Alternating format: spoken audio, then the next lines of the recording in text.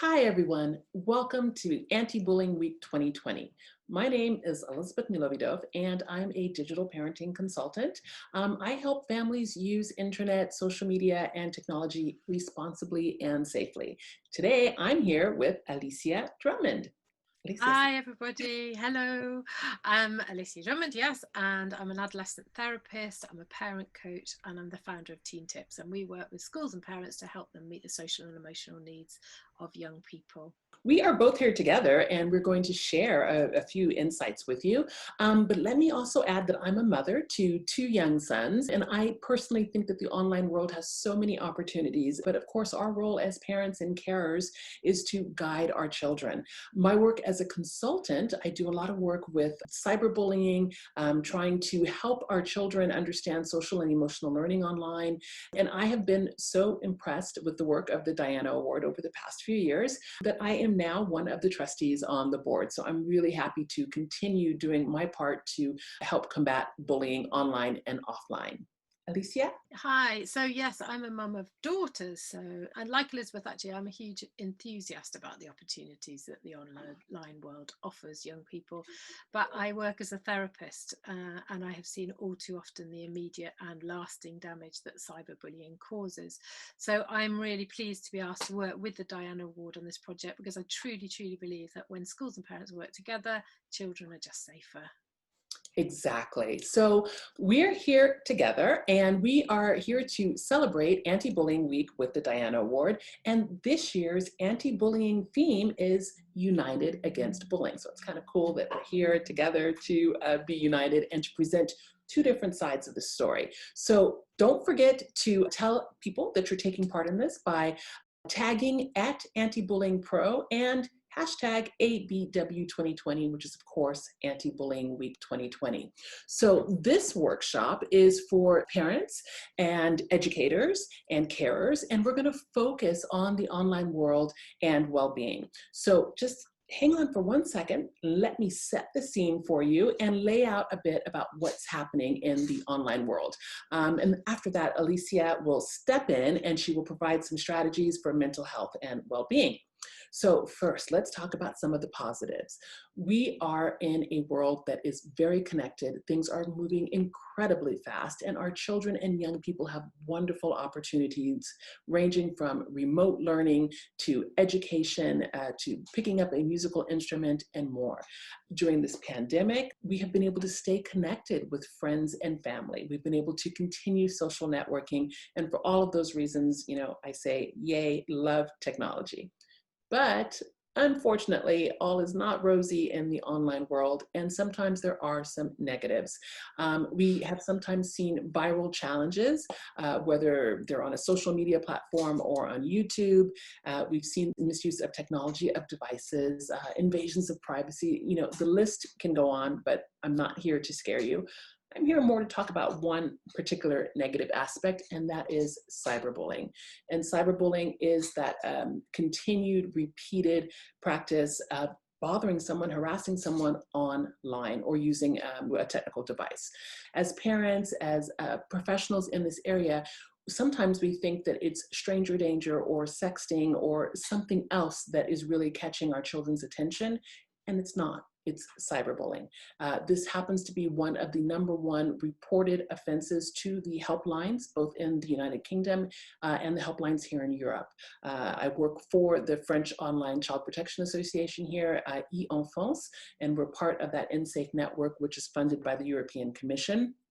And so that's how we're able to gather all of the statistics to see how children and young people are using technology, internet, and social media across Europe. And again, I can state 100% that cyberbullying has been the #1 issue for the past at least 3 or 4 years.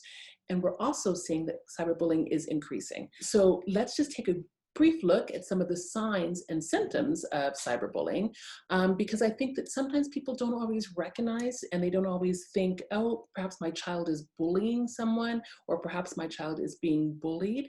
But all of these things parents and educators can do by looking at how the child or the young person is acting, how they react if you walk into the room. Are they closing up their laptop? Are they putting away their smartphone? Are they particularly sad after they use their smartphone? Are they acting acting aggressive.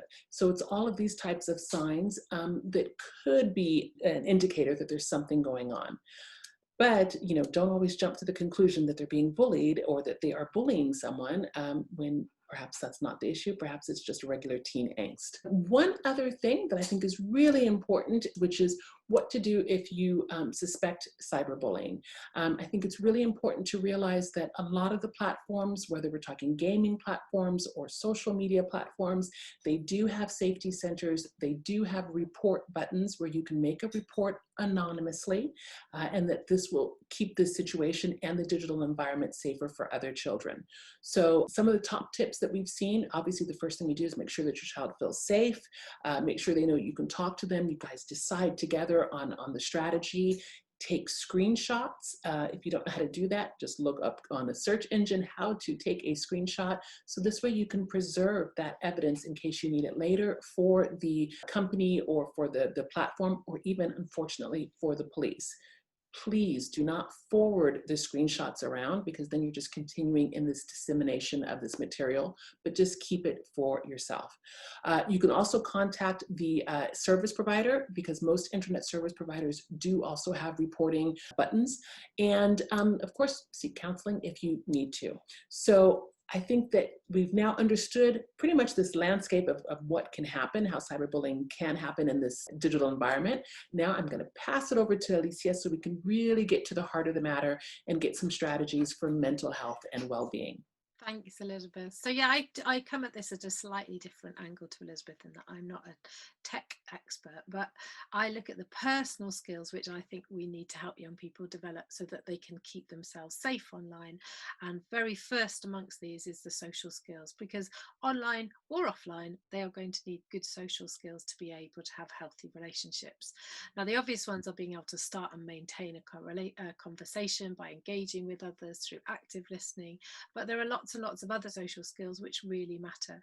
So they need to be able to take turns and allow all users to participate equally. It's helpful to be able to give somebody a compliment, and it's absolutely vital that we accept that everybody will have different views. We are entitled to our opinions, but using them to upset or persecute another person is not okay.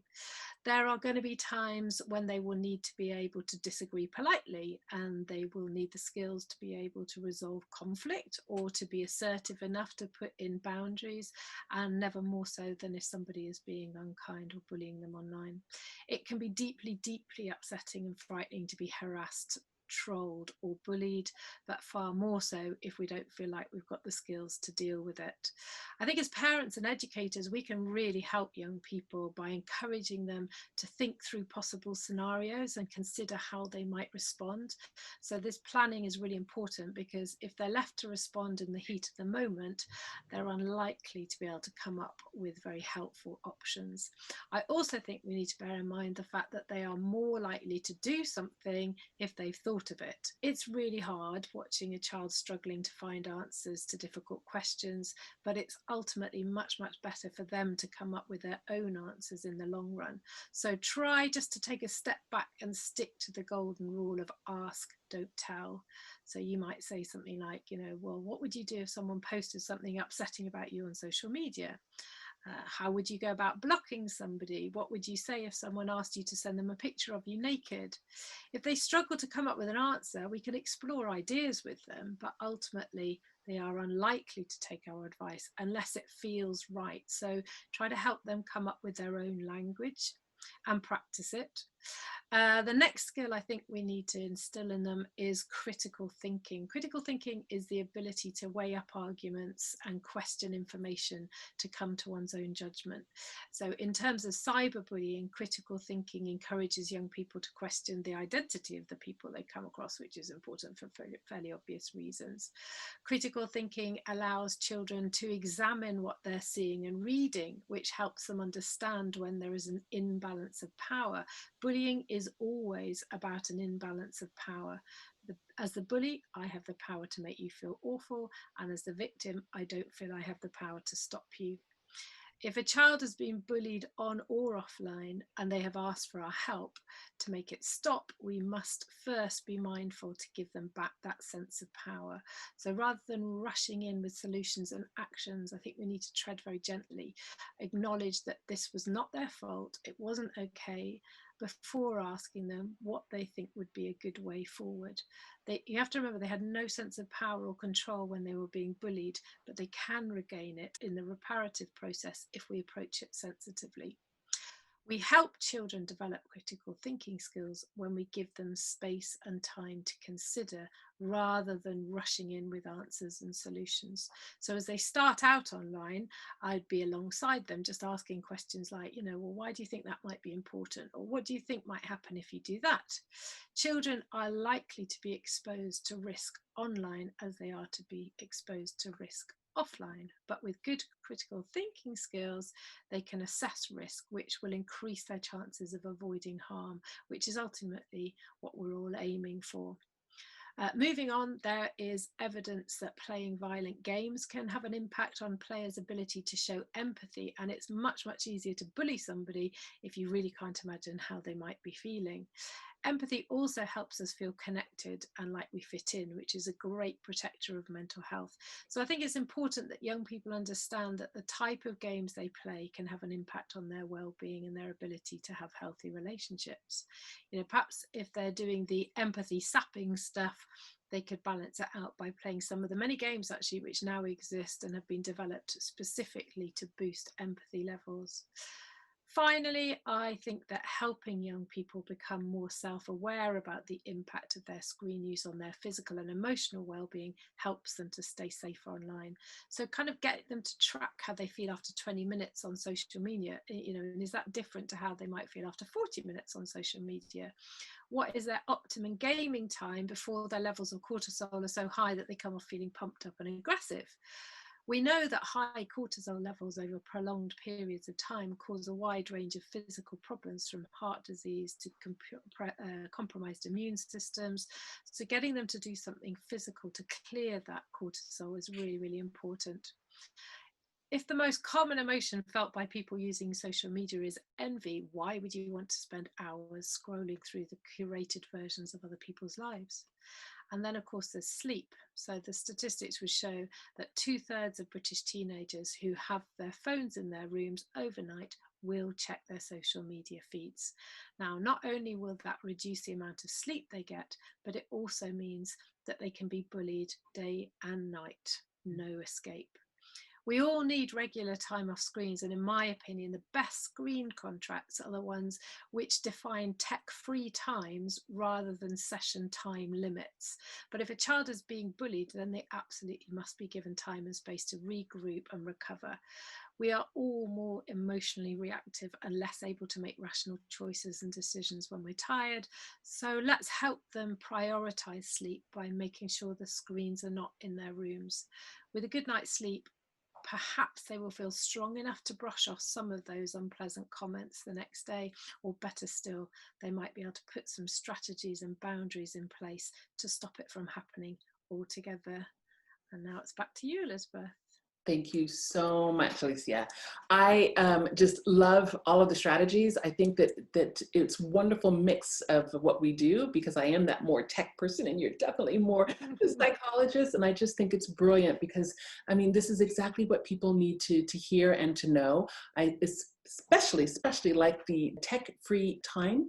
I think it's so important, as well as tech-free zones. So thank you for that. Thank you for joining me. And thank you everyone for participating in this workshop. And please don't forget to share at Anti-Bullying Pro and hashtag ABW for Anti-Bullying Week 2020, hashtag ABW 2020. Please, for all the educators, this is just a reminder for you that you can view other workshop videos. If you go online, you can visit our online resources that are all free at the Diana Award with the Resource Center, and that's at antibullyingpro.com. And parents, don't forget, I have not forgotten you. There's a reminder for you to check out some of the resources. You can find them on Internet Matters, on ChildNet, or one of my favorites in the United States, Cyberbullying Research Center. So thank you again, everyone, for joining us. Thank you, Alicia. And that's it for us. Bye-bye. Bye.